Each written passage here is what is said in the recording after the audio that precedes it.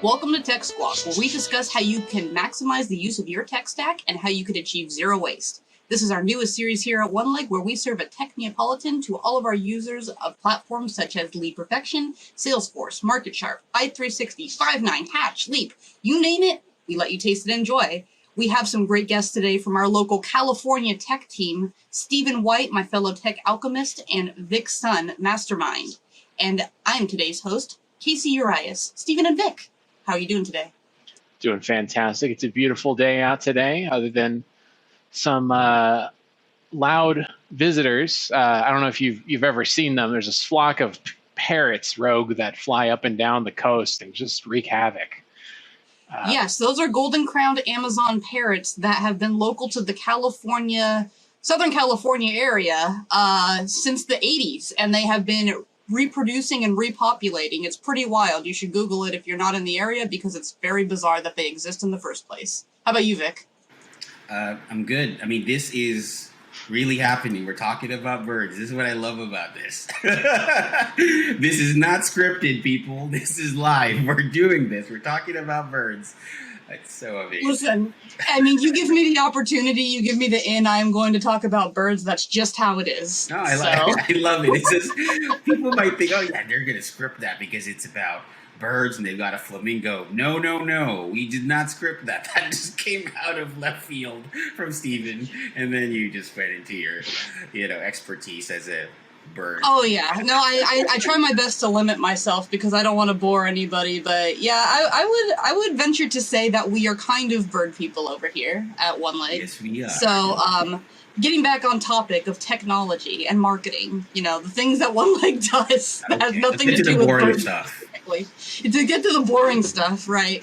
So, today I want to talk about what the elements are of a marketing plan when you are putting out a new campaign, and specifically, how can you measure and how can you detect when creativity and when your creative and designs are actually driving sales? It's a very interesting subject, and there's a lot of different parts that go into it. So I'm going to pull something up on the screen right now, and I'm going to go through it. A lot of people are if you guys are business people, a lot of business people are very much aware of what goes into putting together a marketing campaign. You have to come up with a design or an ad, and then you send it out to a group of people. But what a lot of people are not doing is actually keeping track of where it goes after that. So I kind of put together this little handy dandy chart skeleton of a marketing campaign. And I made these little ads over here that go over debt relief. That's what we're going to be talking about as our fake campaign we're doing today. So this is what this team's current creative campaign is. You need debt relief, then we can help. And it's kind of more on the negative side. And these guys, this is my imaginary marketing group here. These guys are like, maybe that ad's a little bit too sad, a little too downer. Let's do something, since we're advertising to like the students and people who are actually involved with credit card debt. Let's make it something more interesting. So I got this: don't flock around with student loan debt with a flamingo with some sunglasses on. Completely different direction, right? So these guys want to know, what is going to be happening with this campaign? Is this a worthwhile investment? Is this going to be changing the way that we do things? This is how they're going to find out. So a lot of people think the first part of a campaign is, I need more leads, but that's not true. You need more sales, not leads, because more leads do not always equal more sales. But if that's what you want to go for, I have this, what is the goal area down here? So you want to get a whole lot of leads in there, kind of shotgun effect, and see how many you can convert. Maybe you want to get a few really good quality leads that are going to convert, but you're not going to be reaching out to that many people. Maybe you want to gain a following because you're a startup or you're just getting on the market and you want people to know what your name is. Or you want people to engage with you so people know who you are. This is really great for local businesses where you typically are hearing family owned, family run, we're your neighbors, stuff like that. They want engagement because they want people to go to them first, because it's like their friendly neighborhood marketing group, right? Second question you have to ask yourself, what's the target audience? Is it going to be your social media? Is it going to be an email list that you already have? If you're well established and you have like past or customers that didn't convert, maybe you're trying to reach out to people who you didn't get that sale from, or maybe you're trying to reach out to the people that you already have made a sale with, but it's about time for them to do another project, something along those lines. It could also be your lead aggregators when you're buying groups of lists of leads from various aggregators that have a collection in their database that they can send you, or also maybe your subscribers. Maybe you guys already have a really good following and they're already interested in hearing what you have to say. So you're like, this is for my people only. This is a deal for you guys to try to like get the sale exciting again. And so, So Casey, after you figure out, yeah. what I want to point out that's interesting here is, and for the people who are able to view this, for the people who can't because you're listening from our podcast, the idea here is, Casey started with something that's extremely, a negative ad campaign or something that's super logical. And, she and our team have come up with something that's emotional, right? It starts off with some of the copy, don't flock around and there's a bird. And it still talks about debt relief or something like that or whatever that campaign is. But it really, I think a lot of companies start with something super logical, and that is a promotion. Most of the time they go, well, I want to go and get a lot of leads or I want to get a lot of sales, so I'm going to go and start off with a discount or a promo of some sort. And even though, yes, that can be emotional to a certain degree, it's too logical, I think, for me, because it's still, I mean, a lot of studies have shown this. When you get to the too logical side of things and everybody else is kind of offering the same thing, then people ignore that. And then you started going to two very important pieces here, which is what really is the goal here? Because a lot of people don't break that down enough. I think a lot of them go, well, I want more leads or I want more sales. Okay, well, there are other goals aside from that, because when people look at it who are not ready, you're not going to get the sale, you're not going to get the lead, which is that's the point of marketing, right? Because you realize the majority of the people who see your ad or your creative is they're not ready, okay? And I really liked how you broke down the target audiences. And so I do have a question here is, what is it that's stopping people from starting off with these particular questions, you think?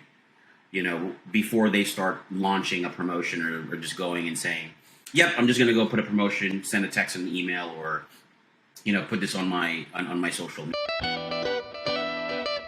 media. What's stopping them from kind of, okay, let me just plan this for a minute, compare my ads, and then start going through, what's the goal and what are the audiences or the funnels? I think a big one is desperation. Like maybe they had just gotten out of a review with the CEO, or they just got out of a call with the CEO and they're like, hey, we're not hitting our numbers. You guys need to come up with something. But you guys meaning the marketing team. What do you think, Stephen? Yeah, I mean, I would say something like that. I mean, you could say desperation, or you could just say they are looking to jump without measuring their goals. Because if they don't know what their goals are, then they're just kind of taking a shot in the dark. And what we see, I think a lot of the time, is doing what other people are doing. Because really, without someone who's dedicated, that's learned and knows the craft, you're just going to do what you see. And what you see are those tired, worn out marketing campaigns that we see day to day, week to week. It's filling up your inbox. Just take a look at your junk folder. I'm sure you can find 20 of the same thing you're making right now. And you guys see this all the time with our clients, right? But I mean, Casey's going through this in the flow.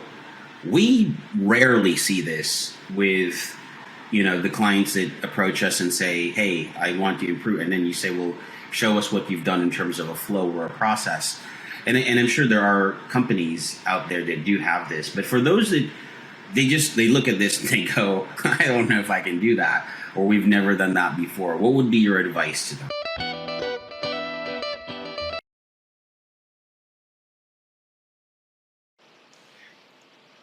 The best place to start is square one. You've just got to commit to, making the change and taking the measurements.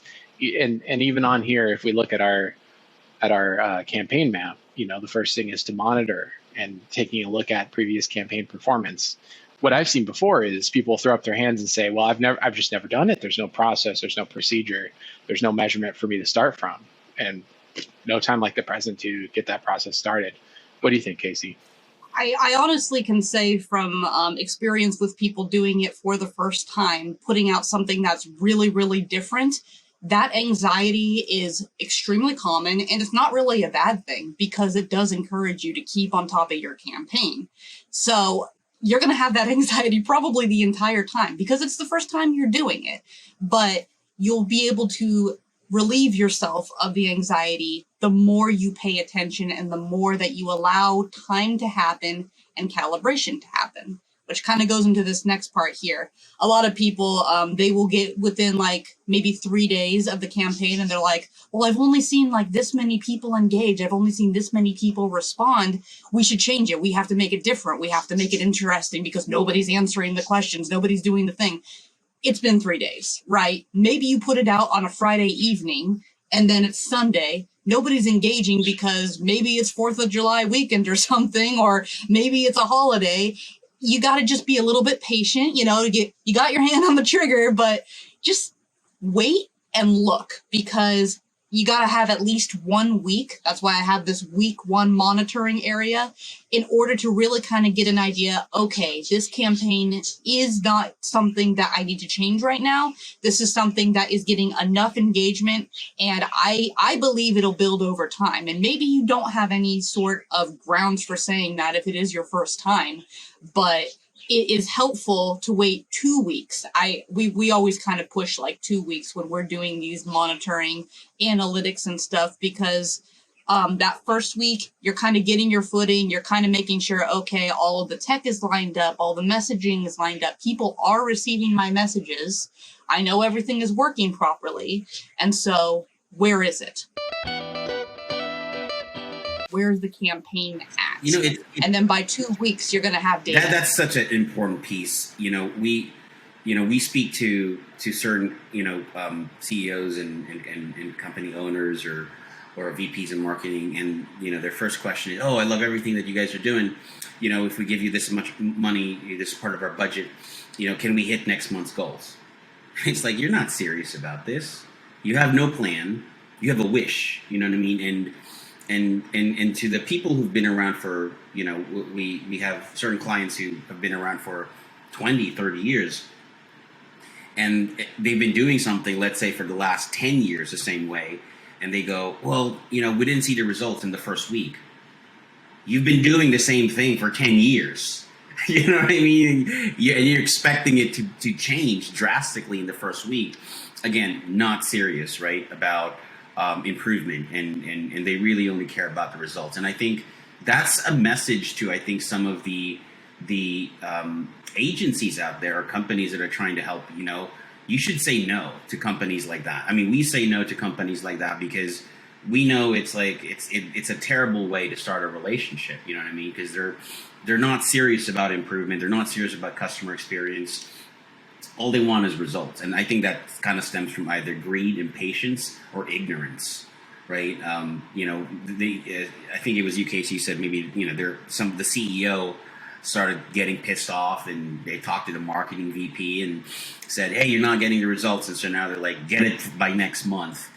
And that way of thinking is super dangerous. You know what I mean? Because if you've been doing something for such a long time, and you don't have a plan, and for you to demand a change to take place right away, and I'm sure maybe you guys can talk about, like, what does that do to marketing teams and IT teams, tech teams, when that much pressure is put into something that, hey, just get it done as soon as possible? I mean, what does that do? It ultimately makes it so that way the product you're putting out looks rushed, and that is the killer for anybody working on the marketing team, especially the graphic designer. Graphic designers are always hanging out in the background, and I'm going to speak on behalf of the graphic designers today, right? You don't hear this from them, but when their super rushed ad that you made them put out in 2 hours doesn't do well, they already are not happy with the work that they've put together, and then you're showing it to everybody, and then everybody else isn't happy with the work that they put together. That sucks. Don't do that to your team. You know. The other part that I wanted to kind of bring up, this is sort of hanging out down here, which is optional if large campaign. But another thing that people don't think to do, this is for the people who are talking to the CEOs, like the senior marketing staff, is when your CEO's like, well, we're not doing good, or like this isn't like performing after a week, you can combat that. You can say, here's the numbers from last month during this time. Here's the numbers from last year during this time. Compare it to the time period that's relevant if you have the data. Obviously, these are not for this advice, not for startups, but compare it. Say like June of last year, we were making significantly less money than what we are making with this campaign involved this year. That's something that could be in your corner. Oops, there we go. All right, next part. So now we're going to be talking about results, right? So week 3, this is when the things normally start to really start happening. Are your numbers better? And don't fret if they aren't. Is the first thing I want to tell people, because not every campaign is going to be a hit, right? It's just a matter of being able to roll with the punches. So are your numbers better? If yes, wonderful. You should be trying to increase the amount of people that are going to be seeing your campaign. Maybe you're only advertising it digitally on social media right now. Maybe you should start putting it out to your email lists. Maybe you should start putting it out to people who are subscribed to you. Put it out on YouTube. Make a video with it. You just maybe even something like little just to bump it up and refresh it on week 3. And then you're just going to keep riding that train. Now, if the numbers are not better, we're going to be talking about analyzing the problems. And this is going to be largely up to people discussing it, everybody involved discussing it as a group. Is your copy not compelling? Like the wording in your ad, is it not compelling? Is your images not compelling?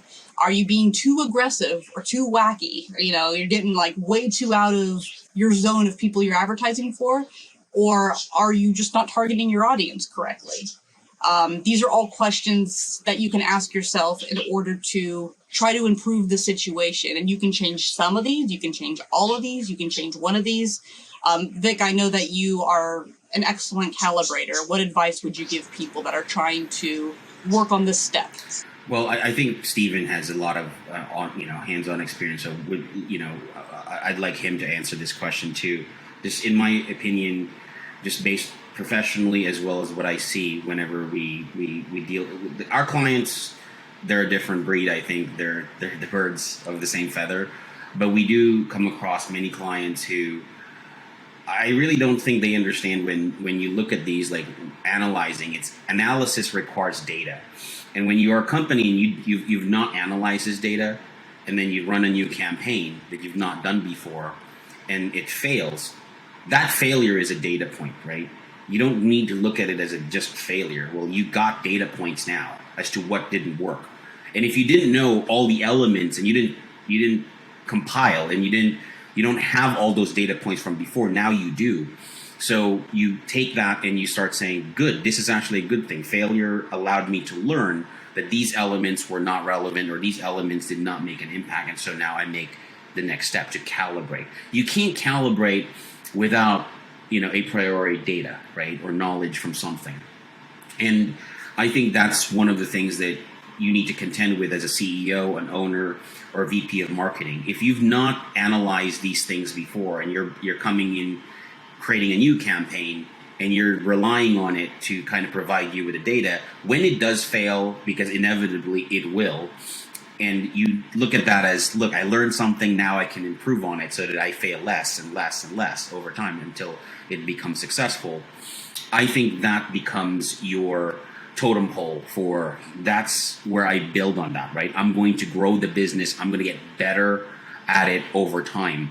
A CEO recently spoke to me and he said, I really want to be just like your other use cases. You took some companies from 0 to 40 million or from, 40 to 60 million, and you did it over a 2-year period. And when we ran one campaign from month 1, they were like, well, it didn't work. What's going on? It's not working. It's like, did you not know that the companies took 2 years, right? 3 years to get to where they are. And that was their investment because they knew that was what it took to make sure that the campaigns were succeeding. And I think it's really about people when you come to analysis and improvement. Are you goal oriented or are you progress oriented? Right? Because the goal driven companies who just really want to hit a mark, they're the ones who are easy marks for a lot of the lead aggregators and the shiesty companies out there that kind of sell them this pipe dream, right? Like, oh yeah, buy leads from us or do this, and in 1 month, and sometimes they'll get that, and then after 1 month, 2 months, it starts stagnating. You know what I mean? Because that's how I get you, the honeymoon period, and then afterwards, over time, it just gets worse and worse. How about you, Stephen? I may be wrong, but that's my experience on that. Yeah, no, I think you brought up a lot of great points. The thing that I wanted to bring up, especially when it comes to analyzing the different components of a campaign, is making sure that you have the tools necessary to measure, specifically and isolate where you're succeeding and where you're failing. And if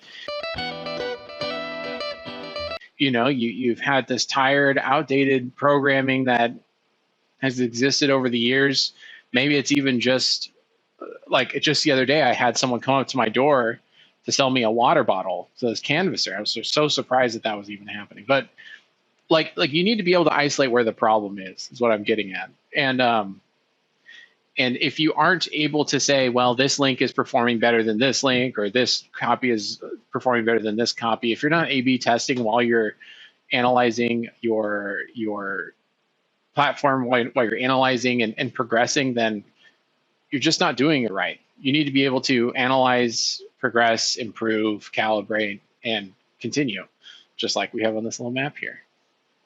Yeah, and that goal orientation, I think that's a lot that in certain industries, like manufacturing, home improvement, remodeling, that's born out of this goal-oriented thing is born out of ideologies that their sales teams are one call closers, and it's all about just this one time, I got this one shot, this 1 month to hit my sales goals, which there's nothing wrong with sales goals and having these goals. It's just, it's very short-sighted.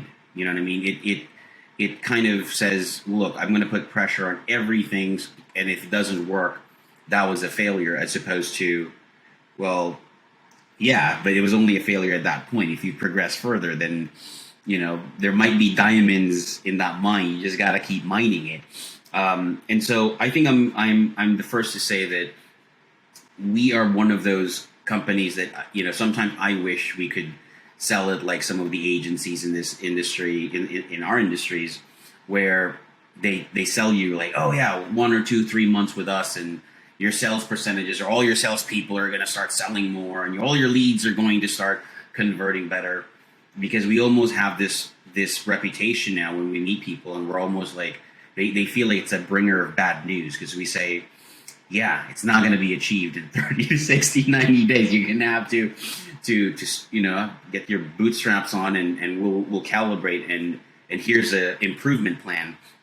But I think it's that there's certainly a lot of companies that are promising the moon, and they deliver for the first 2 months, and then you'll start seeing, the results coming down. And maybe that's a good model for business, because that's where you just get into the door. I just think it's something to think about for a lot of business owners who, end up, kind of being in that particular hamster wheel, that vicious cycle. Yeah, I agree. The last part of it being week 4, I would say a month into a campaign is where you could really kind of determine, is this campaign working? And that is going to be when you are going to be resulting, if you want to continue with a campaign like that, or if you want to switch things up again. But any earlier than a month, it's going to be really, really hard to determine, which is why a lot of successful marketing agencies will usually pitch change within 3 months. Wouldn't you say that's about the average? Yeah, it's just so funny that we say the long term because these are the realistic ones, but I want to use one use case, one very specific one that we just encountered this week where we were calibrating a campaign where our client buys leads from Angie or Home Advisor, right? And then we had copies that were, and then we said, okay, if we change this copy, not the entire thing, but we got data, and we said we need to add this copy about, this campaign. We added it, and right away a light bulb. For us, it was, we got the data. We said let's improve on it, and we saw better conversions. We started seeing that.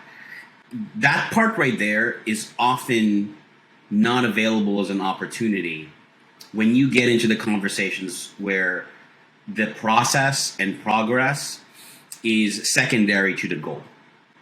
You know what I mean? Because now if you get into the goal, then a lot of it is, okay, well, this is the all and end all. If this fails, like, we're done. The CEO is going to have our head, or they're going to cut off the funding for this particular campaign. As you mentioned, there has to be these expectations of it's going to improve over time, because the teams who are working on it will continue on that mindset, right? Oh, the Home Advisor and the Angie leads or the Home Guru leads, they were at this point. And we saw a little bit of tick here. If you go, oh, we didn't hit the goal because we were supposed to be here, everyone almost gets demoralized at that point when you start going on that conversation focus. Whereas if you were like, oh, we're not there yet, but we didn't improve, everybody in the team, from the technology to the creative, I think I don't know, don't you guys feel a little bit more inspired because you go, let me go and find out, what made that tick or what made that move. And then when we do, we go, great, here's the next improvement, right, to this particular campaign. And more often than not, it becomes, it's reflected in the results. Yeah, and speaking of results, one of the things that Stephen was bringing up to me before we started recording this podcast is all of the different tools that a lot of these campaign management platforms offer you. So if you are sending out campaigns where there are clickable links, scannable QR codes, things along those lines, all of that is trackable. If you're looking for analytics, you have a CRM, likely they're going to be having a reporting section where you can track those analytics. So rather than going by feeling, going by activity messages from your customers, you can have hard-hitting analytics that say, is it us? Is it how we are putting it out there? Or is it what we are putting out there? And that important distinction is going to be actually discussed in the upcoming podcast that we're going to be doing, deep diving into text messaging and email next month. We have some really, really exciting things that we are going to be running by you. Vic is already smirking over there. I told him, I was like, we're not going to say everything on this podcast. We're just going to say a little bit. And so he's following with the plan, which is wonderful. Any closing statements before we wrap it up for today? I'll take that as a no. I was waiting for, because I thought he was about to say something. Yeah, I don't have the hotkey for my mute button. I had to move my mouse over and click. It's just a slow process. I apologize, and I really dropped the ball there. I know, technology. I just need to install like a little Bluetooth button into my finger or something. I'm gonna lose the thing. No, so in closing, analytics. I guess it depends on the software, and especially, honestly, most of that stuff probably already exists on the platforms you're using, and it's just something you don't even pay attention to. And I think it's just that same subject that we bring up time and time again. It's you're so caught up in the minutia of trying to grow the company that you're not even taking a step back. You're not even taking time to look at, what is working, what's not working, where to focus your efforts. It's just constantly just it's almost like this. You just don't have time. You just don't have time. I've seen it, and we've seen it. That time element is really because your impatience is there because, again, you're goal-oriented, right? I mean, I know Casey was working with a client who's been on Hatch platform for about a year now. And then, we've been working on it for about 6 weeks. And, they've been doing it for about a year now in one campaign. And then we realized all their campaigns weren't set up correctly because there was this one disposition from lead perfection that wasn't going through correctly. And so people would get the incorrect follow-up text messages or the nurture campaigns. And that I think, to me, I won't get into the details, but that alone cost them X amount of dollars because people were getting annoyed by it, and people who were not ready were opting out because they were getting pissed off. And if you calculate that over, and the first reaction of certain CEOs might be, well, I didn't make any money. Well, we just solved something that's going to stop you from actually losing money, and so I think this is really just kind of food for thought for a lot of people on the planning side. Is if you plan only to succeed and that's your plan, right off the gate, your plan is flawed because you didn't have a contingency. The plan wasn't built for improvement. The plan was built only to succeed. And that's a testament to whether your strategy or the people in your team aren't thinking past the failure. And that's really something you should think about as an owner, CEO, or a leader in an organization is, am I training my marketing and tech teams or even the agencies I work with to really not care about progress and improvement because I'm so concerned only about here's my goal and nothing else, right? I don't care about any of the other small wins. And so you see that reflected on the plan or the lack of a plan. And I think it's really a reflection of how some of the companies are starting to getting taken over by some of the smaller companies who are nimble, right? They play the long game. They say, we've been around for 30 years. We got a client like that.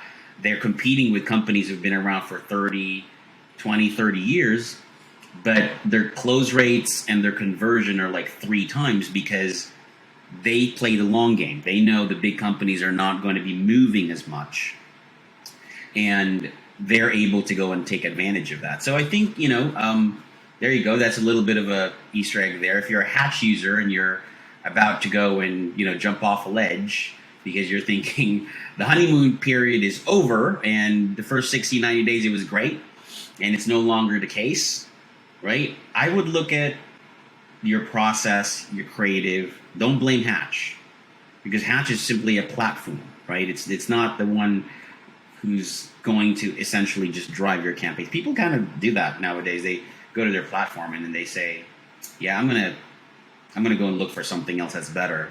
And then you go in and you say, you've been sending 17 default templated text messages on this campaign and you think it's supposed to succeed, and now you're blaming Hatch? And it is interesting because I'm not gonna go into it, but I contacted Hatch asking a completely unrelated question, and they're like, "You should just use our default templates," and I was like, "No, that's what everybody else is doing. I don't want to use the default templates." But I do appreciate the team at Hatch. I'm not trying to roast you guys, but I am telling you that customization and standing out never has hurt a company, unless they're doing something offensive. Hatch is a platform, right? They provide that. There's limitations to what they do, right? And there's templates in there that you can use, but that's not the reason why people are going to click on your texts in your emails. It's what's inside of those texts and emails. It's the planning around it. Like, you put that thing together. It's when did you launch it? What was the follow-up? Okay, what was said? What was the copy? What was the creative? Okay, once you got that information, when did the people respond to you? Okay, what words were better? Okay, what images resounded with people?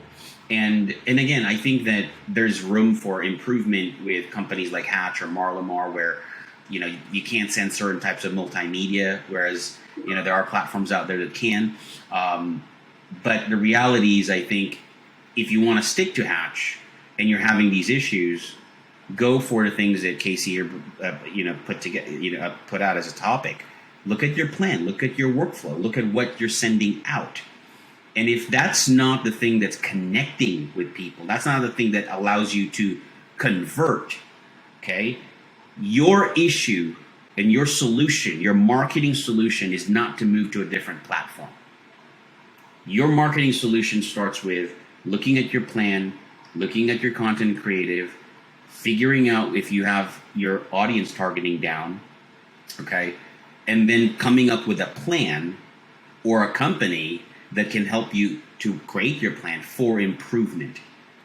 Because there's no silver bullet. No one can go in, and I would challenge any company would say, yeah, we'll fix it overnight. That's just not going to happen, right? You have to collect the data. You have to run tests. You have to think about the creatives, all the things that you had put out on that workflow. And I think that's truer words never spoken, Vic. Thank you very much. Yes. And that's it for us today.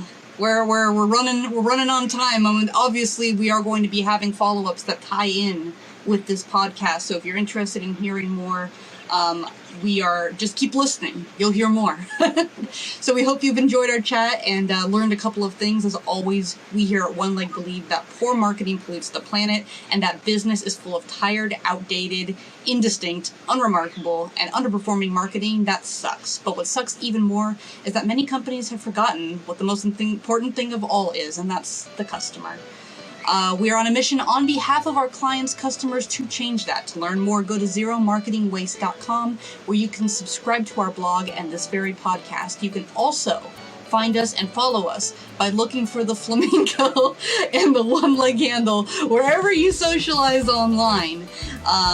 And you have a wonderful rest of your week. As always, birds of the same feather, tech together. Have a wonderful day.